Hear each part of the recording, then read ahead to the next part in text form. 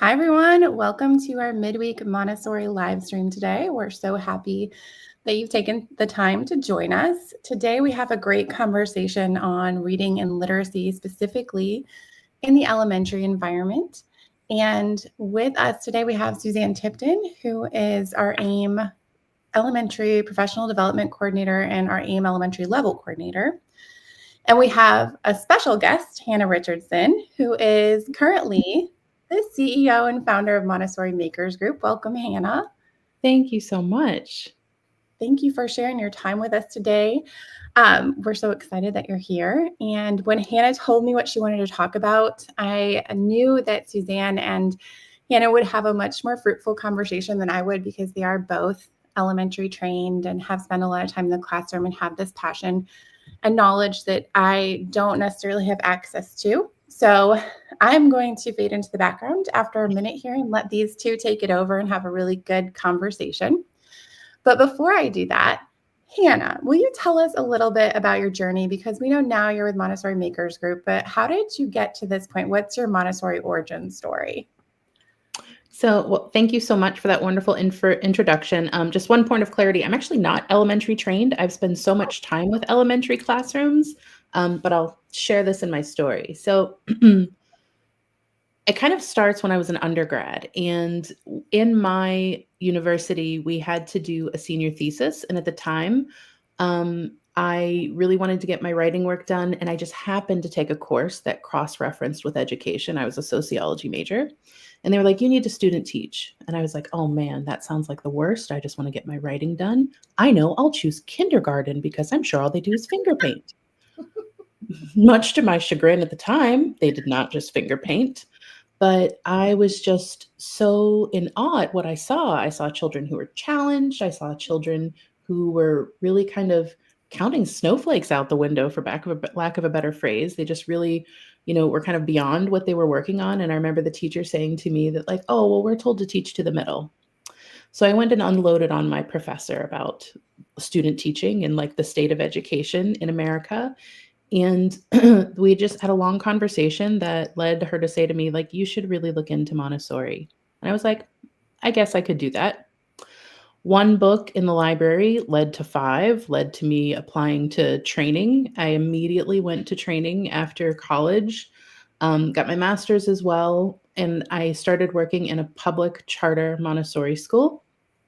And from that point on, I've been in Montessori my whole career, but I've worked as a primary guide in public, in independent, neighborhood, charter, magnet, the whole 9.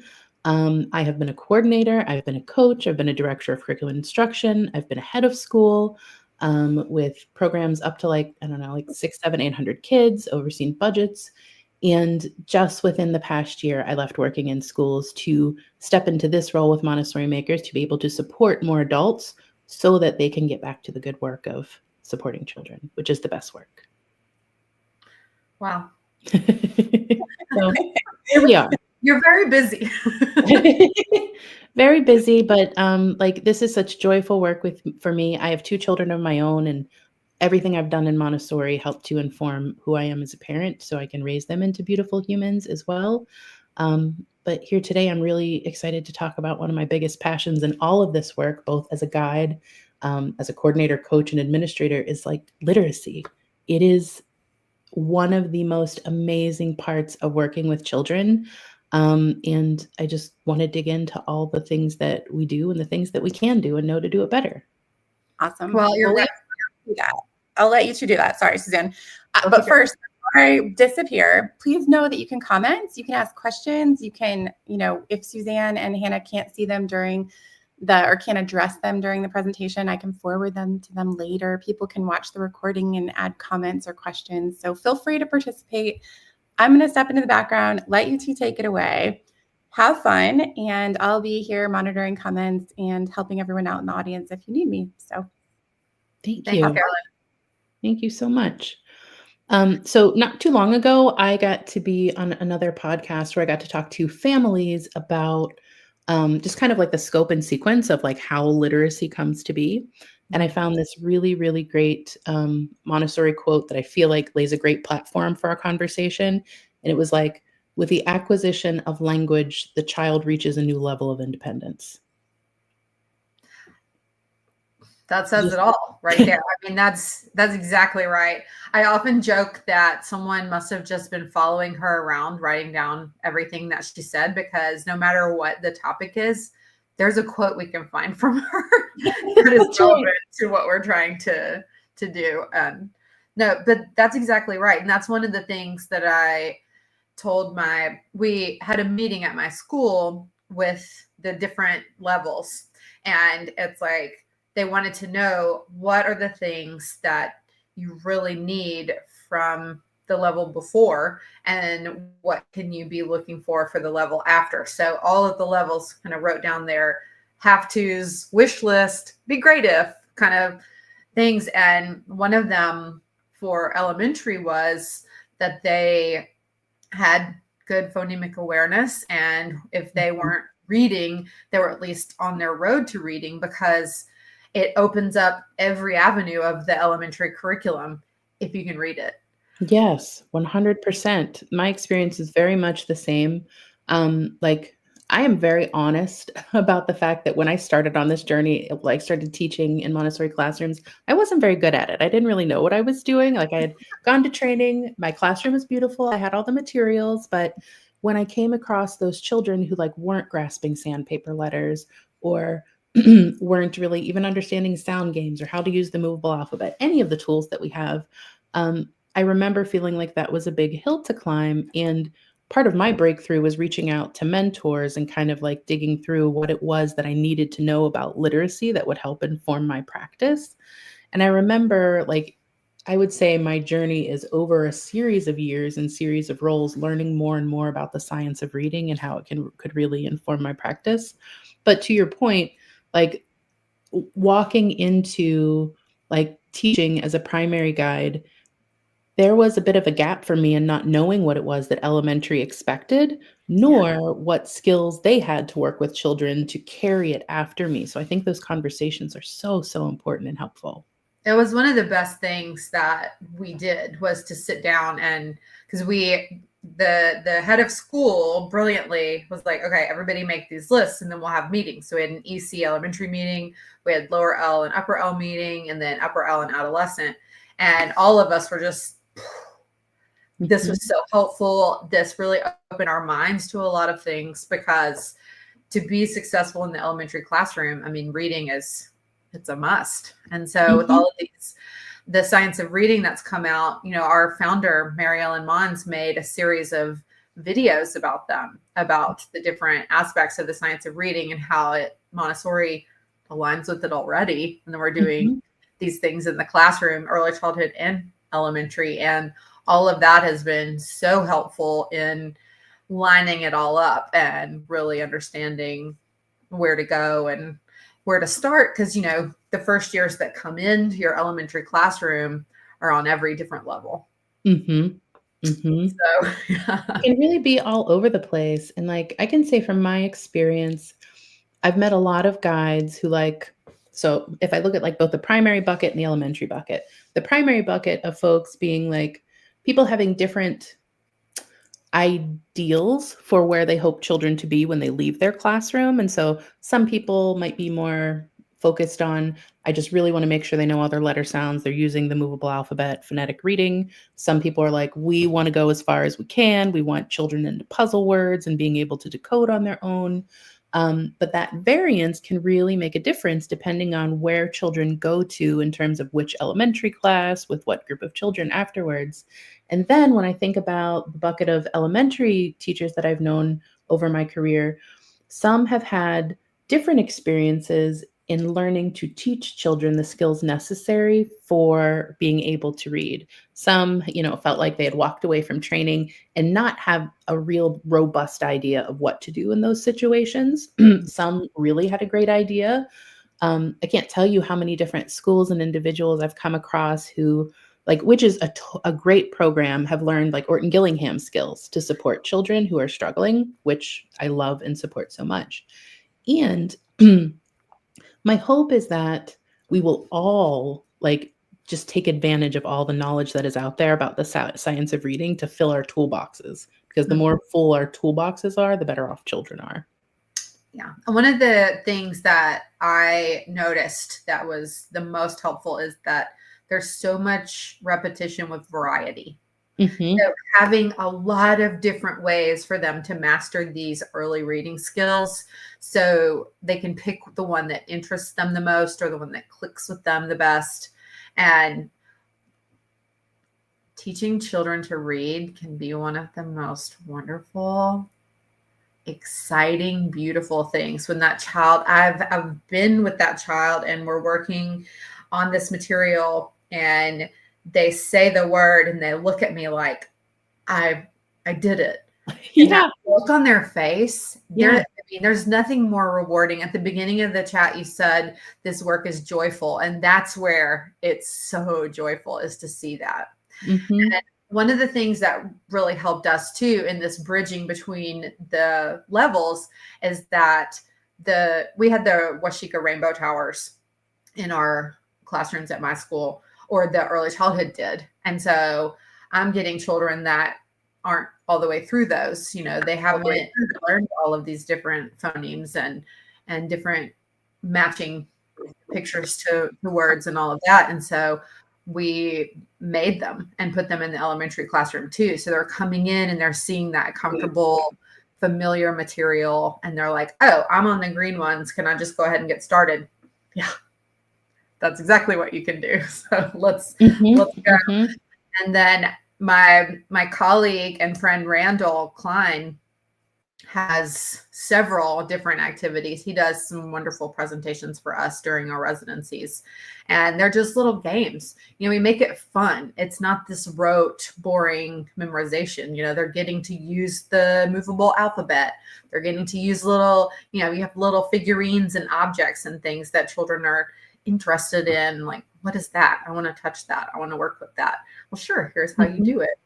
And that interest-driven learning is really our best friend there.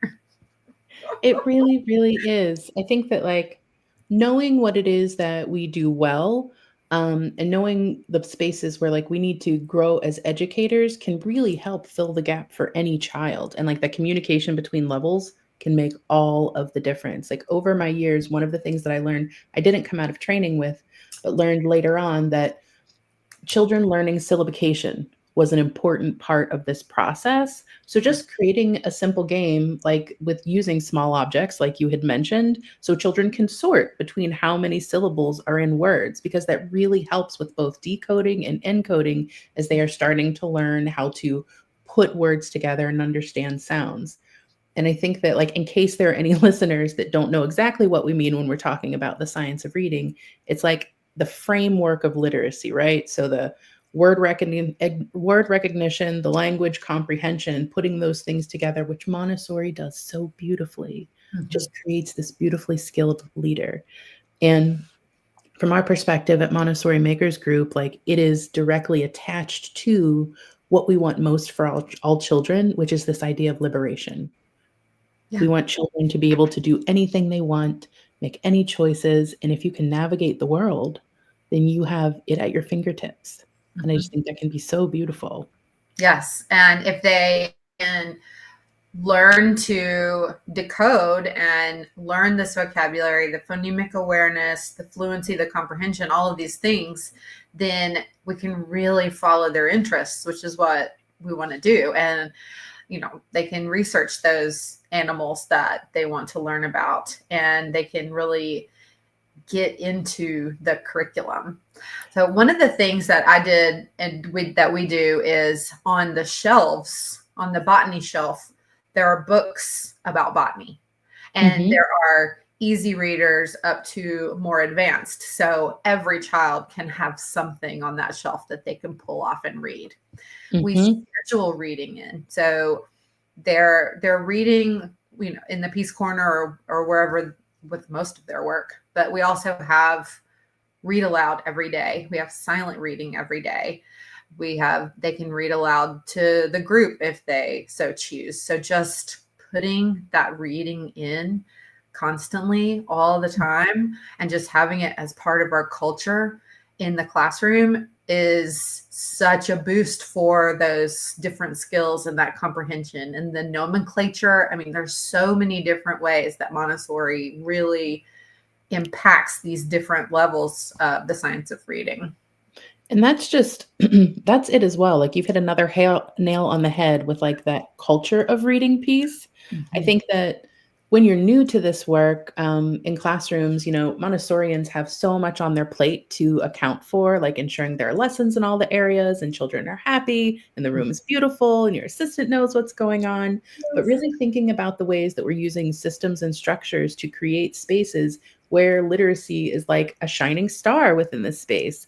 I can't tell you how many wonderful classrooms I have seen that have those things built in, like the read aloud, so important. The opportunities for silent reading, and one skill that I think sometimes not everyone knows, but like that it's okay to read with children one-on-one in small groups to help them progress.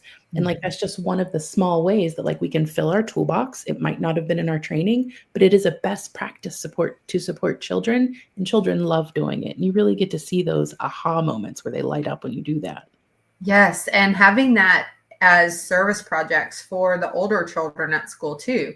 Hey, upper L adolescent, go to EC and lower L and have children read aloud to you. Anytime anyone asks me, can I help you do anything? I'd say, please go get these children to read aloud to you, because there's listening to someone read to you. There's reading to yourself, the silent reading, and then there's reading aloud. And we want to make sure that all three of those things are happening regularly, because there are many things we do to help the children with their comprehension, their decoding, their vocabulary, all these things. But volume is where our best friend is. The more we're reading, the better their comprehension is getting, the better their decoding is going to be, all of these things. And reading it to yourself and reading it aloud are two different skills. Yes. Big time. You might be able to read it and understand it, but saying the words out loud, I don't know if you've ever read a book, those books with the names that you're like, I'm not real sure how to say this. And so you're just reading it in your mind. But then if you try to read it aloud, like I can imagine how people read Harry Potter before the movies came out. Like, what did they say for Hermione? I wonder. Yeah, myself included. Myself included. I was actually just having a conversation with my daughter about this the other day. She's 9.5. And she was reading something. And when she read it, of course, the pronunciation was not the way I knew it to be. And she stumbled over the word and she looked at me and asked, like, is that the correct way? And I was like, Artie, I will never, her name is Artie. I was like, I will never admonish you for mispronouncing something, because you are saying it because you read it. Like, not everyone has heard every word that they read. And the fact that you are trying is so important. And so kids gain those skills along the way. And I think that's leads me to another thought about why Montessori schools are so successful in supporting children, particularly when we're talking about reading, is like that huge background knowledge piece that kids need. Like, children are having conversations from the time that they're in the young children's community or leaving the nido clear through primary. And so children are having these robust conversations where we're using words like gratitude with children and they understand the full meaning. So as they come across the words, when they are reading it, they have context, they have understanding, and it really helps them to build and be a stronger reader. Yeah. And it fully, yeah. Exactly. And that's one of the things that Montessori stressed, is that we use the real words for things. Like, they're learning a new word for this already. Why not have it be the correct scientific word? Like in math, when we're talking about subtrahends and minuends and quotients and these things, like, I never heard some of those words before, I don't think, but they're just part of our everyday conversation. And something I wanted to mention when you were talking about being okay with how your daughter pronounced something is, on the reverse of that, when they're writing and they write something out phonetically, it's not the spelling, but they're using that knowledge, the alphabetic principle knowledge, to create this word. And I read it and I'm like, I know what word you're trying to say here. And that's great. Thumbs up. We'll teach you how to spell it another day. But for right now, in your writing, that works because It's that passion, right? For like wanting to dig in, wanting to put it towards the effort and really seeking to improve themselves. It's that innate want to grow and reach their potential that we always hear about and talk about in Montessori, but you can see it in real time in so many ways. Mhm. So Totally. great. So great. Yes. So, one of the things that Montessori Makers does is so I think I shared this at the beginning. We do a lot of things. We do coaching, we do matchmaking, we do marketing and other things for schools. But one of the things that we also offer is professional development on things like literacy and courses. And for us specifically, thinking about the ways that this science of reading is so important for children is a big part of like what Montessorians should be thinking about, should be doing. And one of the things that we are creating to help support it are some decodable readers that will take place in a Montessori environment. So folks that are interested to look at decodable readers, I hope that they will check us out at some point. Mhm. Those are so important in the classroom, and it's fun if they have fun topics too. Like those Fun are topics, like easy to navigate is really important for children. There are so many different options out there for decodable readers. And this isn't just about the ones that we'll offer, but I think it's really important to be very precise and pointed when we're choosing decodable readers for our children. There is a vast array of difference in how they are created. There's one thing that I learned recently while working on these, while speaking to a professor whose dissertation and all of her work is on decodable readers, is that there isn't an exact science to decodables. There are some broad strokes, but you can't go to any one decodable set and say, this is the perfect set. And so keeping in mind and understanding what are the pieces that you need, like not too many tricky words, knowing what sight words children need to know in order to dive in, really paying attention to the fact that the words should actually be decodable. Strangely enough, there are some decodable books out there where the words aren't all decodable, yes. but that's the whole point of them for children. So, Let's not put a silent K in there just yet. right, Like, right. There is a time for that, and they come in an order, but we should pay attention to when. Mhm. So, Something that I didn't know that I learned that was so helpful for me in the classroom is we've got those decodable readers and they're isolating the sounds that we're really working on, but having them read them aloud to other people and read them aloud more than one time, more than 4 times. So they can really, that's helping them so much with that fluency instead of dog, sat. And then eventually they're like, the dog sat. And you're like, look at that. They're reading with this fluency. It's smooth. It's understandable. And that's one of the reasons why us reading aloud to them is so important because of the way that we do it, the intonation, the inflections, the fluency that we read with is helpful for that model. Yeah, it is. I mean, the modeling is so important. And I agree with you. I think the research actually shows that a child rereading a passage or a book like up to 4 times really helps with their like vocabulary building, their comprehension, and their prosody. Like, so things start to make sense. There is an appropriate cadence or pace of what they're reading. And it's just like something that we all understand about Montessorians is like it builds their confidence. Yeah. They feel really good about it. When my same daughter was, I want to say 6.5 or 7, she was having some challenges as she moved into lower elementary with reading. And one of the extra tools that they use is they would invite her into primary classrooms to read with the younger children because she didn't feel so much pressure to read around peers. She could feel comfortable if like she was skipping a word or not saying something correctly because of course like 3-year-olds, they weren't so sure what she was reading. But sometimes that can also be a helpful tool is like finding the space where children feel comfortable to read and reread things.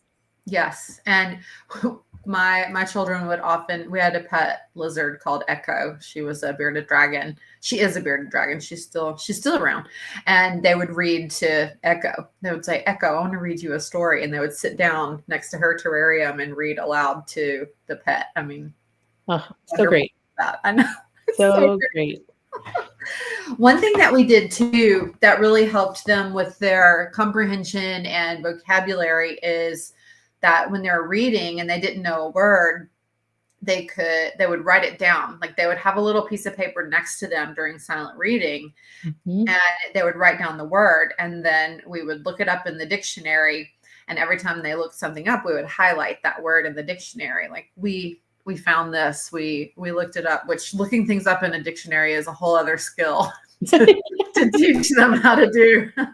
Yeah, so bit of a hill to climb on that, but we would work on, when you're reading aloud, something that's so helpful is to help them work on that context. Like, okay, when we're reading aloud, we're reading probably a little above their reading level, which is okay because their oral comprehension is higher maybe than their reading comprehension, but we're reading it and then we pause and ask questions. Not a lot because we don't want it to be overwhelming, but just this is a new word. What do you think this means? And then read the sentence again to try and help them figure it out contextually.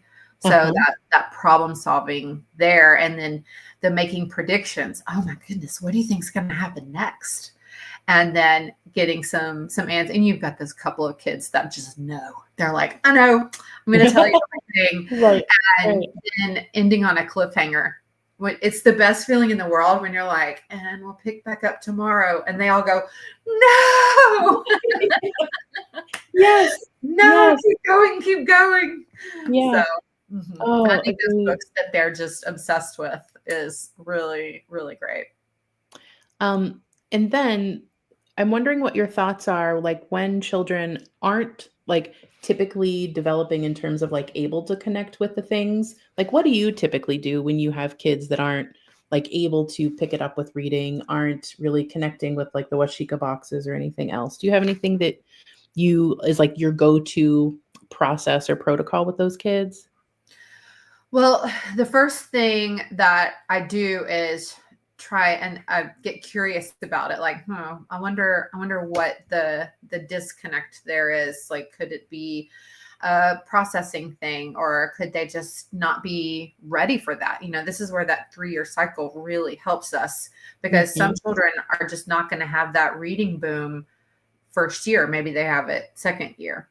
But the first thing I do is take them back to a place where maybe they're comfortable. So go down. Maybe they should be at this color. I'm going to go down a couple of steps and see if they can do this. I had a little girl who, we play those word games like, okay, tell me what word. And they have to put it together. And she couldn't do it. She couldn't do it. And she's, this math wizard, but she can't read a CVC word. Right. So I'm reaching out for help. First of all, asking for help, speaking with my colleagues at the school, and just trying to isolate the different skills. So phonemic awareness, alphabetic principle, all of those different things, to see if she has success with any of those. And just really breaking it down and documenting this so I can reach out in case there is some kind of difference, like maybe dyslexia or a processing difference or something like that. Because getting other people involved when we're noticing something like that earlier is more helpful than later. There's no cookie cutter perfect way to really assess any of this, because they're all different children. But I will say that girl did wind up needing some extra help, and that's where we get the parents involved. So, hey, she's going to need some more help with this. And I've got people coming in and reading with her. And she did get there. Her second year, it just clicked. So sometimes just being persistent with it, but also really patient too, and just keeping track and making sure we're documenting what we're seeing so we can refer back to that if we need to. And because her second year, it kind of just all fell into place for her, and she's like, oh, I can read now. So adjusting our expectations is a huge part of that, but also recognizing when somebody is like really not picking something up, because we do have so many differences. I think, like, for me in my personal practice, and also when working with other teachers, like, it was like knowing the language of something like the science of reading. So, like, because if I know everything about Montessori and I have to speak to a professional who needs to assess said child, knowing the common language that everyone else is using is really helpful to be able to translate what I'm seeing. And also, like, as I spoke to before, having skills like knowing how to do Orton Gillingham. So imagine if I've worked with like a 7 or 8 year old who didn't know their letter sounds. Like, sandpaper letters were not the right choice for them. There were other ways that they needed to begin to learn those things. But like, just all the more reason to widen our tool belt a little bit and fill it with some more tools. Like, I still believe myself fully to have and encourage everyone to do like real full Montessori all the time. That's what we're doing. That's what's best for children. But the more we know, the more we can translate what we are doing to others, which ultimately is in service of the child. Totally. Yes, exactly. Well, this has been so great. I have so enjoyed this conversation. I'm so glad to have gotten to talk to you and to meet you. Yeah, it's been really nice. Thank you so much for spending your time to come on and chat with us. It's such a big and important part of what we do, helping children read and read well and understand. It leads to everything else that we're trying to accomplish in the classroom with them. Yeah, with any luck, we will have many children who will leave our classrooms and go on to really be able to fully enjoy their lives as adult humans, just making things better for themselves and everyone else. Yes. So reach out to us if you have questions or want some book recommendations. I know that The Wild Robot is a movie now, but before it was a movie, that is the book that gets everybody excited about reading. And I read it aloud, and then there was fan fiction, there were pictures, the children read it again themselves, just finding those different books that can really capture everybody and get them interested in reading is it goes a long way. That's great. That is great. Well, thank you so much, Hannah, and thank you everyone for listening, and we hope you have a wonderful day. Yeah. Thanks, everyone. Bye.